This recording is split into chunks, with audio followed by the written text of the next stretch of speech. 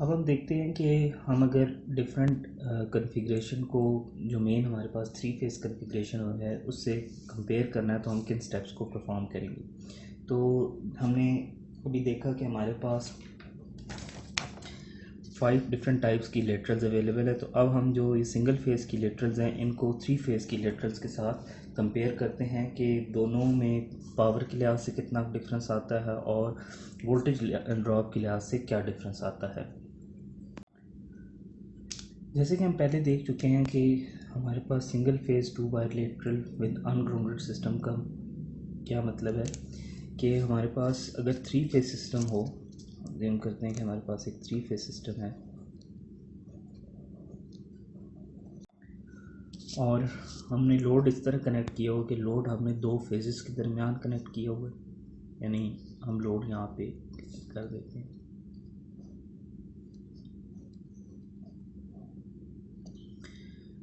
और हम न्यूट्रल को इस्तेमाल नहीं कर रहे। सो अब ये जो चीज़ हमारे पास लिखी हुई है single phase 2 wire lateral with ungrounded neutral, इसका मतलब यहाँ पे कुछ इस तरह से कि हमारे पास थ्री फेज सिस्टम है लेकिन हमने उसमें दो फेजेस को ही यूज़ किया हुआ है।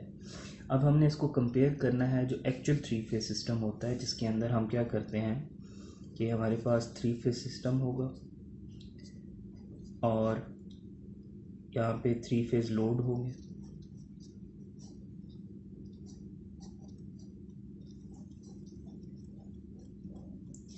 और इनको हमने इस तरह से कनेक्ट किया होगा। सो अगर हम न्यूट्रल को ग्राउंड करके न्यूट्रल को भी कनेक्ट कर दें तो ये हमारे पास कुछ सिस्टम इस तरह से बनेगा। सो अब हम इनको कंपेयर करना चाहते हैं कि पावर के लिहाज से ये दोनों किस तरह से एक दूसरे के साथ कंपेयर हो सकते हैं। तो अब हम अज्यूम करते हैं कि दोनों के अंदर सेम पावर फ्लो कर रही है, यानी पावर जो इनपुट हो रही है लेटरल से वो सेम हो रही है। यानी अगर हमारे पास जो सिंगल फेज है पावर उसको हम एस सिंगल फेज लिखें तो ये इक्वल है, अज्यूम करते हैं एस थ्री फेज। इसका मतलब ये है कि आप यहाँ पे देख सकते हैं कि एस थ्री फेज का मतलब हम ऑलरेडी प्रीवियस क्लासेस में देख चुके हैं कि क्या है। एस थ्री फेज का मतलब है कि ये टोटल जो पावर डिलीवर हो रही है वो तीनों फेजेस से हो रही है। तो अगर ये बैलेंस सिस्टम है तो इसका मतलब ये होगा अगर एक फेज से अज्यूम करते हैं power I into V deliver हो रही है तो तीनों फेजेस में एक जितनी पावर डिलीवर हो रही होगी।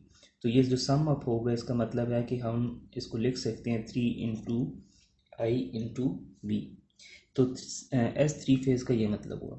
जबकि सिंगल फेज में आप देख सकते हैं इस केस में क्योंकि हमारा लोड दो फेजेस के दरमियान में कनेक्टेड है तो इसका मतलब ये है कि यहाँ पे जो पावर अब डिलीवर हो रही होगी वो बेसिकली जो वोल्टेज है, अच्छा यहाँ पे मैं ये डिफ़ाइन कर दूँ कि यहाँ पे जो वोल्टेज हम यूज़ कर रहे हैं इसको हम RMS वैल्यू यूज़ करें और ये हमारे पास है लाइन टू न्यूट्रल वोल्टेज। ये VS को यहाँ पे जो हम नोटेशन यूज़ करें या जो रेफरेंस यूज़ करें ये basically line to neutral voltage है। तो करंट हमारा सिंगल फेज़ है तो इस सिंगल फेज़ को और थ्री फेज़ को आपस में डिफ्रेंशिएट करने के लिए यहाँ पे मैं ये जो करंट था क्योंकि ये थ्री फेज़ के लिए फ़्लो कर रहा था तो यहाँ पे एस आई थ्री फेज़ का, यानी इसको मैं दोबारा से यहाँ पे लिख देता हूँ। ये चीज़ हमारे पास एक्चुअल में क्या है 3 into I three phase into V S. Different books में डिफरेंट नोटेशंस हो सकती हैं। सो अब जो सिंगल फेज़ है इसके अंदर हम देख सकते हैं कि जो हमारे पास वोल्टेज होगी, अब क्योंकि हमने दोनों पावर्स को इक्वल रखा हुआ है तो इसका मतलब है कि जो पावर यहाँ पे तीन डिफरेंट फेजेस से फ्लो कर रही थी या फोर डिफरेंट वायर से फ्लो कर रही थी अब वही सारी पावर यहाँ इन दो वायर्स के ज़रिए ट्रांसफ़र हो रही होगी। तो इसका मतलब ये है कि जो यहाँ पे वोल्टेज आ रही है वो अब हमारे पास कितनी आ रही है, क्योंकि यहाँ ये एक फ़ेज़ है और ये एक फ़ेज़ है तो दो फेजेस के दरमियान जो वोल्टेज होती है वो लाइन वोल्टेज कहलाएगी। तो क्योंकि अब हम दोनों को कंपेयर करें और दोनों के अंदर हम वोल्टेज कौन सी यूज़ करें, लाइन टू न्यूट्रल वोल्टेज, इसका मतलब है यहाँ पे जो वोल्टेज है वो क्या है लाइन टू लाइन वोल्टेज। तो लाइन टू लाइन को अब हम लाइन टू न्यूट्रल वोल्टेज में कन्वर्ट करेंगे।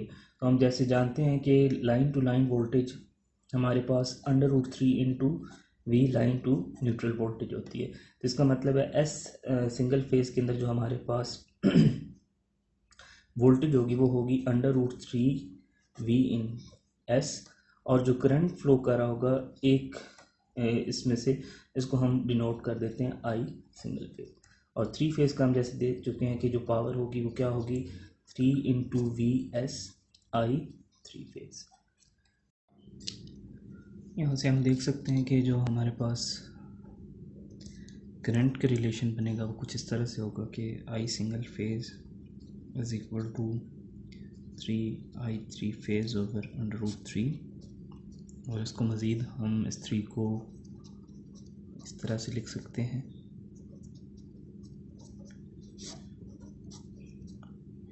कैंसिल आउट हो जाएगा और हमारे पास I single phase equal to √3 I 3 phase के इक्वल आ जाएगा। सो यहाँ से हम देख सकते हैं कि हमारे पास जितना 3 फेज सर्किट में से करंट गुजरा होगा उसके √3 टाइम्स सिंगल फेज करंट होगा। सो इसका मतलब ये हुआ कि जो सिंगल फेज लाइंस होंगी, इस केस में जैसे हमारे पास 2 फेजेस के दरमियान लोड कनेक्टेड था, तो इसकी हम देख सकते हैं कि जो करंट होगा सिंगल फेज का वो तकरीबन 1.73 टाइम्स ज़्यादा होगा 3 फेज से।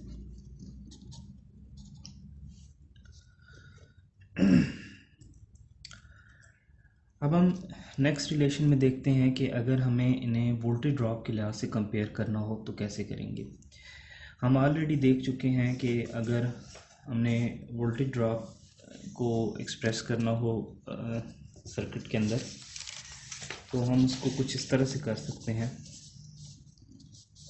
कि हमारा जो वोल्टेज ड्रॉप होता है वो इक्वल होता है I × Z। ये हमारे पास वोल्टेज ड्रॉप किसमें, लाइन के अंदर है, ठीक है। Z को मज़ीद हम यहाँ पे मैं ये बता दूं कि ये दोनों फेज़र हैं, और अज्यूम करते हैं कि जो हमारा करंट है वो लैगिंग है, या जो लोड है वो लैगिंग लोड है। उस लिहाज से हम देख सकते हैं कि अगर हम वोल्टेज को रेफरेंस माने तो हमारा करंट का फेज़र यहाँ पे होगा, और अज्यूम करते हैं कि ये थीटा डिग्री से लैग कर रहा है।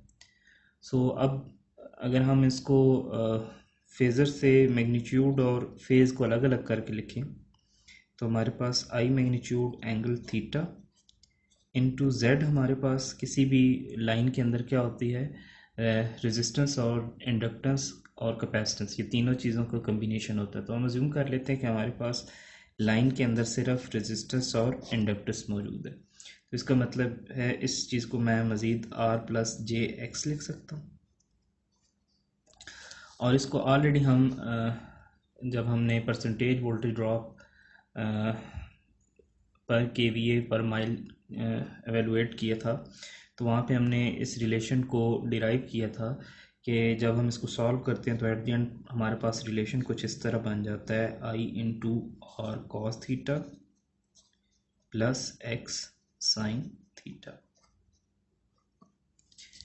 ये रिलेशन किस तरह से आया है कि ये रिलेशन हमें ये बताता है कि हमारे पास जो R cos थीटा है, इसका मतलब ये है कि जो करंट का रियल कंपोनेंट है वो रेजिस्टर में से फ्लो कर रहा है, यानी जो ड्रॉप हो रहा है, क्योंकि I × R हमारे पास क्या बनती है, वोल्टेज।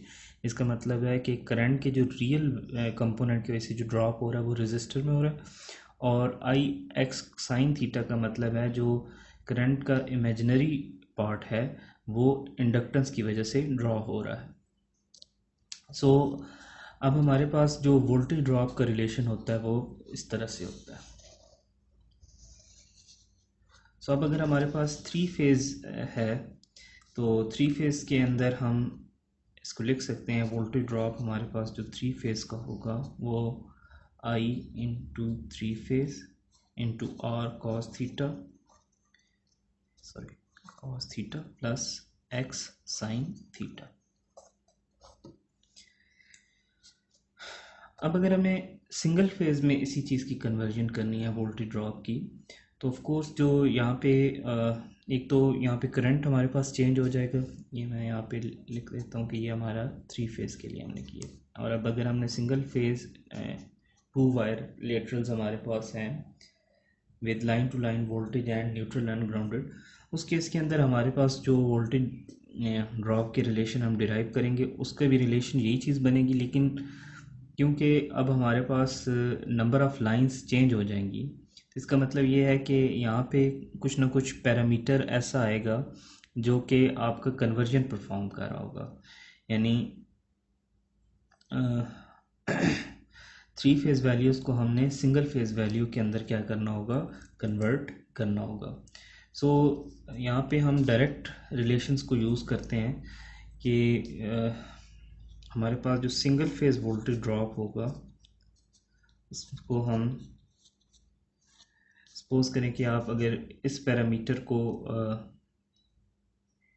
सिंगल फेज़ में कन्वर्ट करना चाहते तो यहाँ पे एक कांस्टेंट से मल्टीप्लाई करते हैं के आर, और इसी तरह इस पैरामीटर को अगर आपने सिंगल फेज़ में कन्वर्ट करना है तो हम के एक्स से मल्टीप्लाई करते हैं।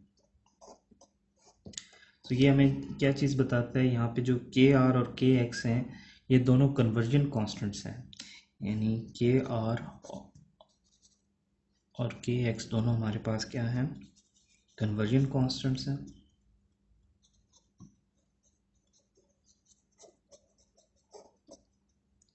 Of R and X respectively, और ये क्या कर रहे हैं, ये कन्वर्ट कर रहे हैं 3 फेज से सिंगल फेज में।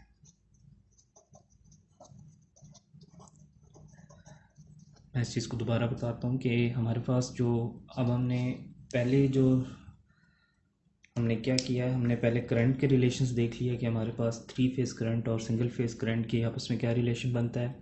अब इस केस में हम देखना चाह रहे हैं कि वोल्टेज ड्रॉप का क्या रिलेशन बनेगा। तो उसके लिए सबसे पहले हमने वोल्टेज ड्रॉप का रिलेशन डिराइव किया।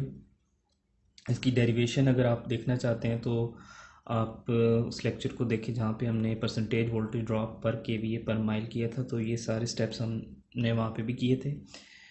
अब 3 फेज़ के अंदर अगर हम ये क्वांटिटी सारी 3 फेज़ लें तो सिंपल मुझे यहाँ पे सबस्क्रिप्ट मेंशन करना होगा जिससे ये रिलेशन मैं 3 फेज़ में मेंशन कर सकूँ। लेकिन जब मैं सिंगल फेज़ के लिए फार्मूला लिखूँगा तो क्योंकि मेरे पास नंबर ऑफ़ लाइंस यानी जो कंडक्टर करंट कैरी कर रहे होंगे वो कम हो जाएंगे, इसका मतलब ये है कि वहाँ पे आर और एक्स की जो वैल्यूज़ होंगी उनको हमें कन्वर्ट करना पड़ेगा। तो उस कन्वर्जन के लिए हमने के आर और के एक्स दो कांस्टेंट इस्तेमाल किए हैं। अब के आर और जो के एक्स है ये आलमोस्ट तकरीबन दोनों की वैल्यूज़ जो हैं एक्सपेरिमेंटेशन से हम देखें तो ये तकरीबन 2 निकलती है। के आर भी हमारे पास 2 निकलता है और के एक्स भी हमारे पास आलमोस्ट 2 ही होता है। सो अब हम यहाँ पे इन रिज़ल्ट्स को डायरेक्ट इस्तेमाल करेंगे, हम कोई इससे रेलिवेंट डेरिवेशन नहीं परफॉर्म करेंगे। सो के आर और के एक्स की जब हम वैल्यूज़ को पुट करें वापस इसी रिलेशन में तो हमारे पास जो हमने सिंगल फेज़ का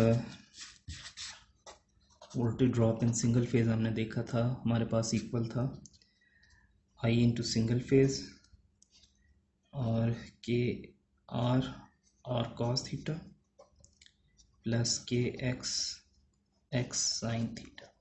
सो अब यहाँ पे हम दोनों के वैल्यूज़ पुट करते हैं तो हमारे पास I single phase 2 R cos theta plus 2x sine theta आ जाएगा।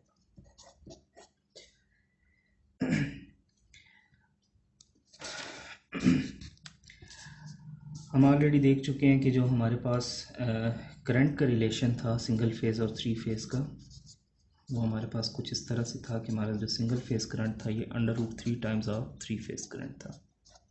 सो इसको हम यहाँ पे पुट करते हैं तो हमारे पास वी डी सिंगल फेज़ ये जो 2 है ये भी हम कॉमन ले लेते हैं तो हमारे पास आ जाएगा 2√3 I 3 phase R cos theta plus X sine theta. अब ये जो सारा रिलेशन है ये वाला ये हमारे पास ऑलरेडी हम देख चुके हैं कि ये हमारे पास रिलेशन बनता है 3 फेज़ के अंदर जो वोल्टेज ड्रॉप होता है। सो इससे हमें पता चला कि V single phase voltage drop is equal to 2√3 VD 3 phase. So हमने देखा कि हमारे पास जो सिंगल फेज़ वोल्टेज ड्रॉप है वो 3 फेज़ वोल्टेज ड्रॉप से 2√3 टाइम्स ज़्यादा होगा। सो इससे हमें अब हम ये देख सकते हैं कि अगर हम इसको एवेलुएट करें तो ये हमारे पास तकरीबन बनता है 3.46। सो हमने दो रिलेशन डिराइव कर लिए हैं कि हमारे पास 3 फेज़ सिस्टम में जितना करंट होता है सिंगल फेज सिस्टम में उससे ज़्यादा करंट फ्लो कर रहा होगा, तो ऑफ कोर्स जो वहाँ पे आई स्क्वायर और लॉस और हो रहा होगा वो भी उस लिहाज से ज़्यादा हो रहा होगा। और फिर हमने वोल्टेज ड्रॉप के लिहाज से देखा कि जितना एक 3 फेज सिस्टम के अंदर वोल्टेज ड्रॉप हो रहा होगा लाइंस के ऊपर, सिंगल फेज सिस्टम में वही ड्रॉप 3.46 टाइम्स ज़्यादा हो रहा होगा।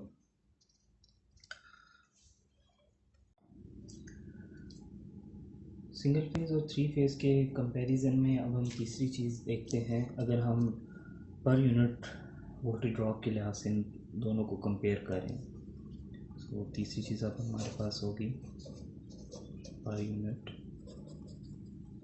Voltage drop.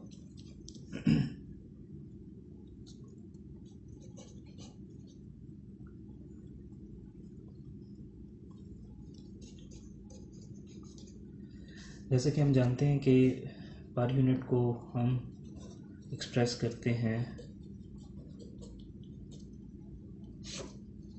Base actual value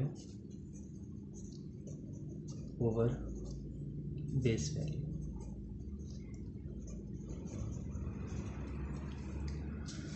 तो अब हम अगर सिंगल फेज़ के वोल्टेज ड्रॉप को पर यूनिट में रिप्रेजेंट करें तो हम लिखेंगे single phase voltage drop actual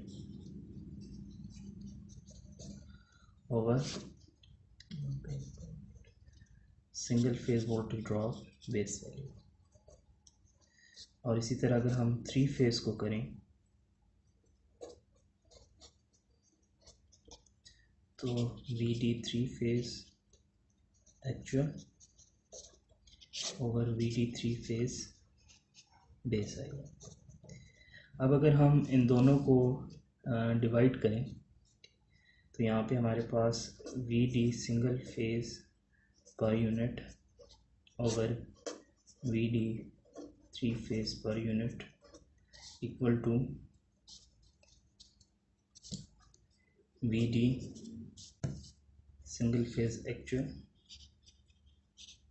over VD single phase base.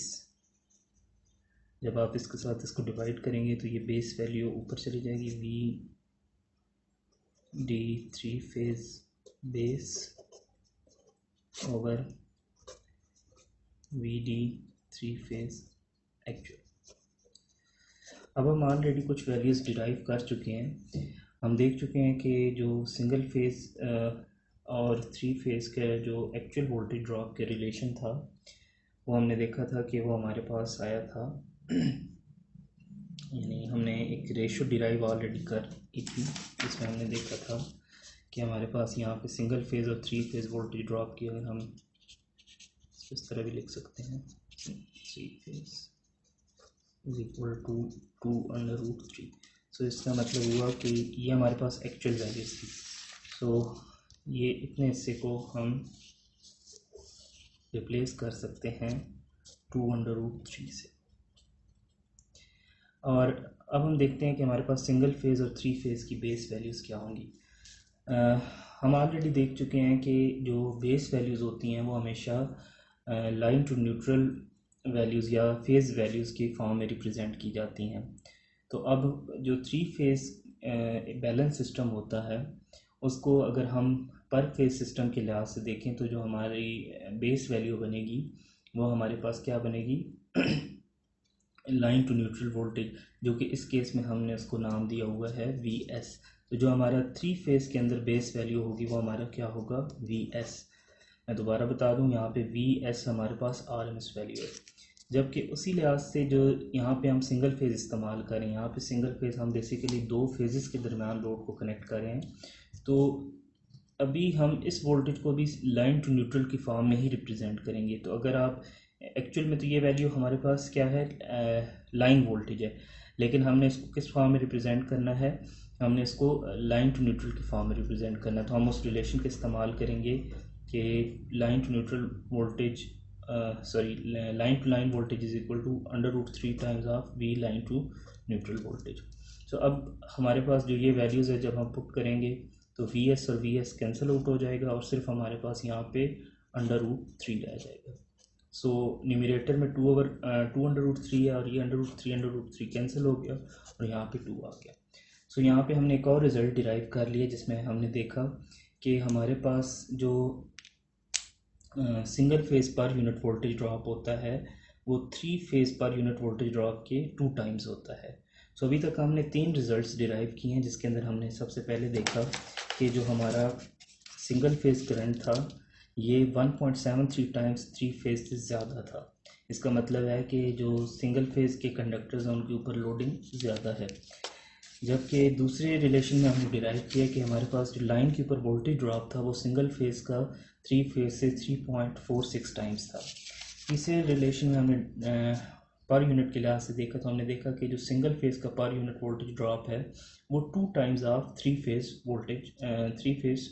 Voltage drop है इन पर यूनिट। अब हम 3 फेज़ सिस्टम और सिंगल फेज़ सिस्टम को पावर लॉस के लिहाज से कंपेयर करते हैं।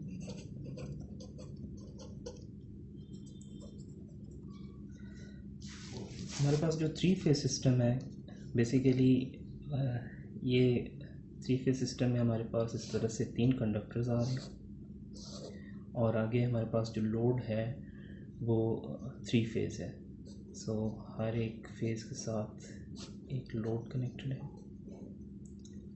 सो अब यहाँ पे ये जो कॉन्फ़िगरेशन है ये हम अज्यूम करें कि हमारे पास वाई है, यहाँ बैक एंड वाई कॉन्फ़िगरेशन है।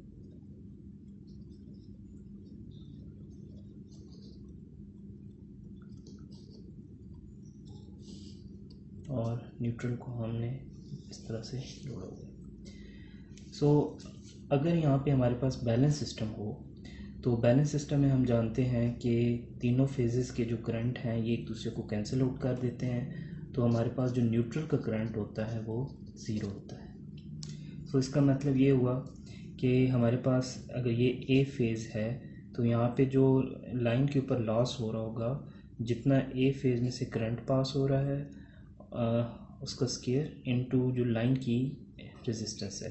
इसी तरह I2 square R B phase के लिए, I3 स्केयर आर। लेकिन क्योंकि ये हमारे पास बैलेंस सिस्टम है तो इसका मतलब है तीनों करंट्स क्या होंगे, इक्वल होंगे, तो इनको मैं सिर्फ I1 कह देता हूँ या सिंपल I लिख सकते हैं। तो इसका मतलब ये होगा कि हमारे पास जो 3 फेज़ टोटल लॉस होगा, तीनों लाइंस का जो टोटल लॉस होगा वो तीनों लॉसेस का एडिशन होगा। और क्योंकि न्यूट्रल में कोई करंट नहीं है तो ऑल दो एक फोर्थ वायर है लेकिन उसके अंदर कोई लॉस नहीं हो रहा होगा। तो इसका मतलब है ये 3 फेज़ के अंदर जो लॉस हो रहा होगा वो हम लिख सकते हैं 3 इंटू जो 3 फेज़ करंट है इंटू आर, यहाँ पे स्केयर भी आएगा। इसी लिहाज से जो 2 फेज़ सिस्टम था वो हमने देखा था वो 2 वायर सिस्टम था, यानी हमारे पास इस तरह 2 वायर्स थी, यहाँ पे हमारे पास line to line voltage appear हो रही थी और लोड यहाँ पे कनेक्टेड था।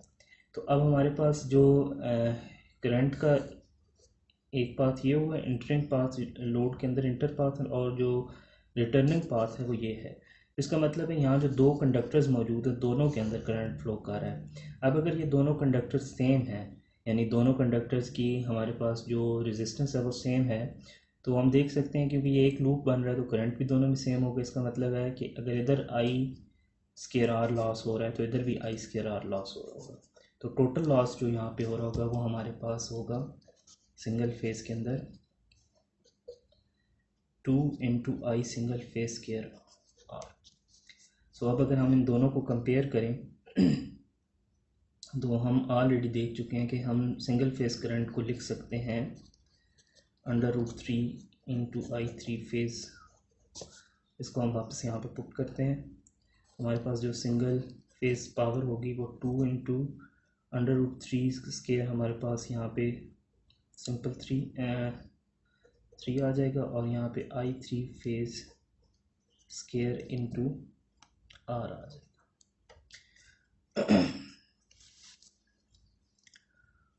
और जो हम देख चुके हैं कि हमारे पास जो ये चीज़ है, ये जो टोटल ये बनता है, ये हमारे पास 3 फेज़ पावर लॉस है, 2 इंटू 3 फेज़ पावर लॉस। तो यहाँ से हम देख सकते हैं कि हमारे पास जो सिंगल फेज़ में पावर लॉस हो रहा होगा वो 3 फेज़ से 2 टाइम्स ज़्यादा हो रहा होगा।